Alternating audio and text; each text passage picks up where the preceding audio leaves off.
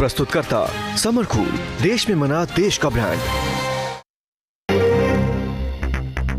त्योहारों को लेकर सीएम योगी के निर्देश, शांति और सौहार्द के बीच संपन्न हो त्योहार, यातायात बाधित करना हो कोई धार्मिक आयोजन।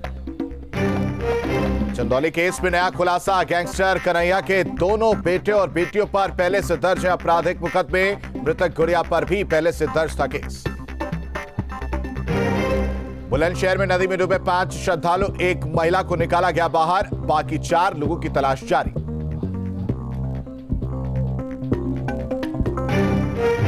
संभल में कोतवाली के सामने शोरूम को चोरों ने बना निशाना, 5 लाख का सामान लेकर चोर हुए फरार, सीसीटीवी में कैद हुई चोरी की वारदात।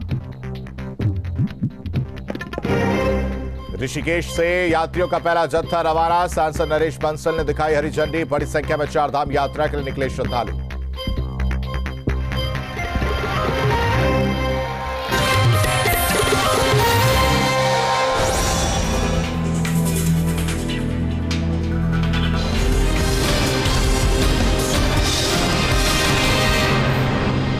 नमस्कार, खबर 3 बजे लेकर मैं आपके साथ आशीष पांडे। बुलेटिन की शुरुआत करते हैं बड़ी खबर से। रामनवमी की तरह ईद पर भी गड़बड़ी फैलाने की आशंका, सूफी खान का एसोसिएशन ने गृह मंत्री को चिट्ठी लिखी है। ईद पर भी गड़बड़ी फैला सकता है पीएफआई, सूफी खान का ये बयान पीएफआई के नेता मोहम्मद शकीफ की भड़काऊ स्पीच का हवाला दिया गया है। तो बड़ी और अहम खबर आपको बता रहे हैं, सूफी मोहम्मद कौसर हसन मजीदी ने पीएफआई द्वारा ईद पर गड़बड़ी पैदा करने की आशंका जताई है और इसी संबंध में उन्होंने गृह मंत्री अमित शाह को एक लेटर लिखा है। और इसका पर सीधे रुख करते हैं अमित का, जो कानपुर से हमारे साथ जुड़ चुके हैं। अमित, सबसे पहले इस चिट्ठी में क्या कुछ जिक्र किया गया है, वो बात बताइए।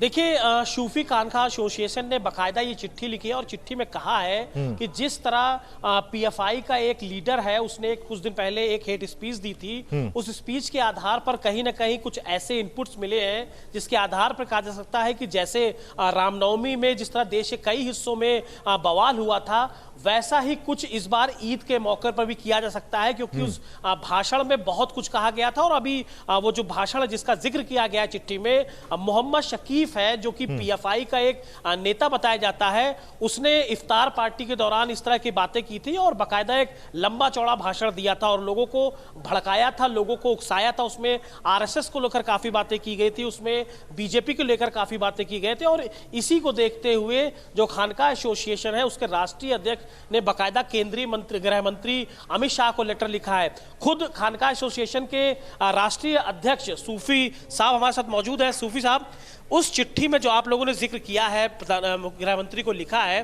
किस आधार पर आप लोग कहते हैं कि ईद पर भी गड़बड़ी हो सकती है और पीएफआई उसके पीछे? देखिए, ये तो सर्वविदित है कि पीएफआई के द्वारा पूरे देश में जो गतिविधियां चलाई जा रही हैं वो देश विरोधी गतिविधि हैं। और ये इस बात को बल मिलता है कि 26 जनवरी 2022 के बाद इन्होंने एक कैंपेन चलाया है लोकतंत्र बचाओ के नाम से।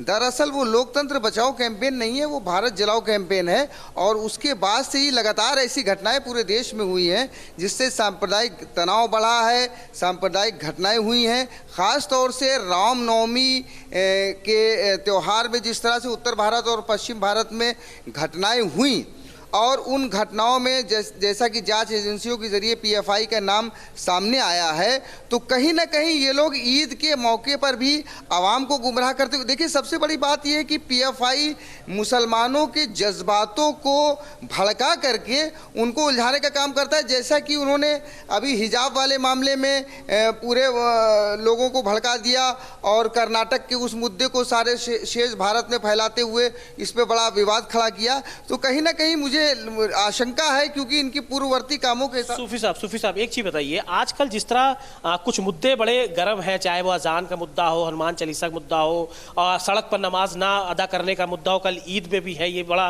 देखा जाएगा गाइडलाइंस पालन हो रहा है, इन सब मुद्दों पर भी क्या भड़काने का प्रयास हो सकता है? मैं इसी बात पर आ रहा था कि जिस तरीके से ये लोग मुसलमानों की भावनाओं को भड़काते हैं, तो जिस तरह से पूरे भारत में एक कैंपेन चल रहा है लाउड स्पीकर वाला, और आपने देखा होगा कि लाउड स्पीकर वाले मामले में भी इनका कोई शेखानी नाम का एक लीडर था महाराष्ट्र का, मुंबई का, उसने लोगों को भड़काने का काम किया, उससे विवाद काफ़ी हद तक बढ़ा। तो मे भी पॉसिबल ये उत्तर प्रदेश में भी, चूंकि कल ईद है और हमेशा इनका स्लीपर सेल इस चीज़ में लगा रहता है।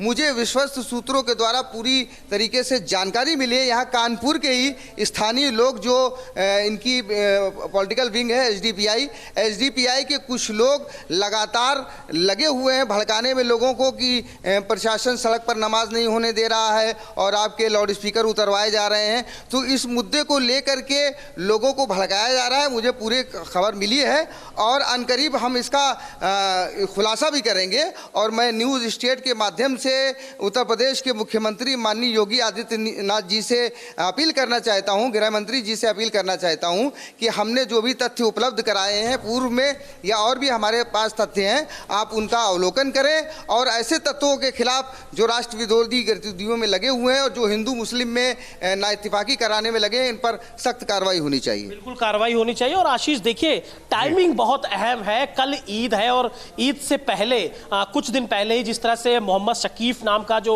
शख्स है, जो पीएफआई का लीडर है, उसके कुछ वीडियो सूफी साहब ने हम लोगों को अवेलेबल कराए हैं, हम अपने दर्शकों को वो दिखाएंगे भी।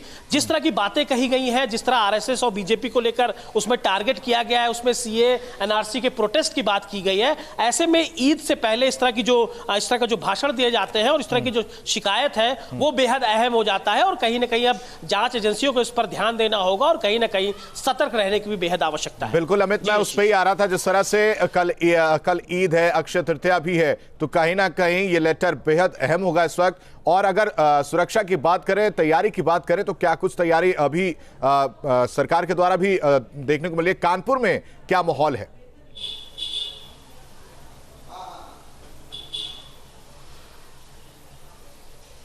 देखिए, बिल्कुल अभी कुछ दिन पहले अलविदा की नमाज जिस तरह हुई और प्रॉपर जो गाइडलाइंस का बात कही गई थी सरकार की ओर से, कानपुर में उसका पूरा पालन किया गया। खुद लोग आगे बढ़ चल के कोऑर्डिनेट कर रहे थे पुलिस के साथ। लेकिन देखिए, ईद से पहले इस तरह का लेटर बाहर आना, पीएफआई के एक सदस्य का इस तरह भड़काऊ भाषण देना, और कल अक्षय तृतीया भी है, ईद भी है। अभी कुछ देर पहले हमारे यहाँ के डीएम से बात हुई थी, तो उन्होंने भी कहा था कि चाहे जिला प्रशासन हो, चाहे पुलिस हो, कमिश्नरेट पुलिस कानपुर की पूरी तरीके से मुस्तैद है। जो लाखों लोग आते थे पहले ईदगाह के मौके पर, ईदगाह के सामने सड़कों पर नमाज होती थी, इस बार सड़कों पर नमाज करने की इजाजत नहीं है। ऐसे में लोगों को हिदायत दी गई है, लोगों को पहले से ही अपनी व्यवस्था कर लेने को कहा गया है, और पूरी तरीके से जो कमिश्नरेट पुलिस है वो चाक चौबंद है। कल शाम को ही पुलिस कमिश्नर खुद विजय मीणा सड़कों पर उतरे थे और अपने जितने भी सबऑर्डिनेट थे उनके साथ उन्होंने पूरे शहर में भ्रमण किया। ठीक है हमें तमाम जानकारी के लिए आपका बेहद शुक्रिया। बढ़ते आगे और अगली खबर हम अपने दर्शकों को बता दें कि आगरा में ईद उल फितर और अक्षय तृतीया को देखते हुए 3 मई के लिए पुलिस प्रशासन ने सुरक्षा के पुख्ता प्रबंध किए हैं। 3 मई को ईदगाह, जामा मस्जिद समेत कई मस्जिदों में नमाज अदा की जाएगी, जिस दौरान सुरक्षा के पुख्ता इंतजाम किए गए। अक्षय तृतीया को देखते हुए बाजारों पर पुलिस की पैनी नजर रहेगी। हर मस्जिद में नमाज के लिए अलग अलग समय तय किया गया है। पुलिस पूरी तरह से मुस्तैद दिख रही है। पुलिस प्रशासन की कोशिश है कि दोनों त्योहार शांति से संपन्न हो जाए। में बढ़ती गर्मी के साथ हो रहे पावर कट को लेकर प्रदेश सरकार संजीदा नजर आ रही है। निर्बाध बिजली आपूर्ति को लेकर सीएम योगी ने निर्देश दिए हैं। टीम 9 की बैठक में सभी 75 जिलों को रोस्टर के हिसाब से बिजली आपूर्ति सुनिश्चित करने को कहा गया है। बिजली को लेकर केंद्र भी लगातार मदद दे रहा है। बिजली बिल का समय पर भुगतान, किश्त में बिजली बिल भुगतान की सुविधा हो, इसके लिए भी उपभोक्ताओं को प्रेरित करने के निर्देश दिए गए हैं। टीम 9 की बैठक में बढ़ते कोरोना के संक्रमण के मद्देनजर भी सरकार गंभीर दिख रही है। जिन जिलों में केस ज्यादा मिल रहे हैं वहां सार्वजनिक स्थानों पर फेस मास्क लगाया जाना अनिवार्य कर दिया गया है। टेस्ट की संख्या भी बढ़ाए जाने की जरूरत है। जीनोम सीक्वेंसिंग का काम सतत जारी रखने के भी निर्देश दिए गए हैं। ग्रेटर नोएडा के बादलपुर थाना इलाके के दराई गांव में सभी धर्मों की पंचायत बुलाने वाले आयोजकों पर पुलिस ने एफआईआर दर्ज की है।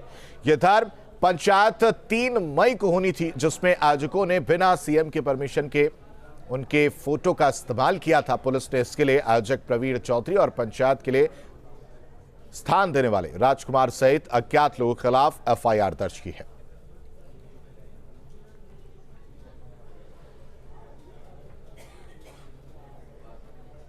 और ग्रेटर नोएडा से बड़ी खबर है, जहां पुलिस और बदमाशों के बीच मुठभेड़ देखने को मिली है। मुठभेड़ के दौरान 2 शातिर बदमाश गिरफ्तार हुए हैं। मौके का फायदा उठाकर 4 बदमाश इस दौरान फरार हो गए। लूट के बाद हथियार बरामद किए गए। सूरजपुर थाना क्षेत्र का ये पूरा मामला है।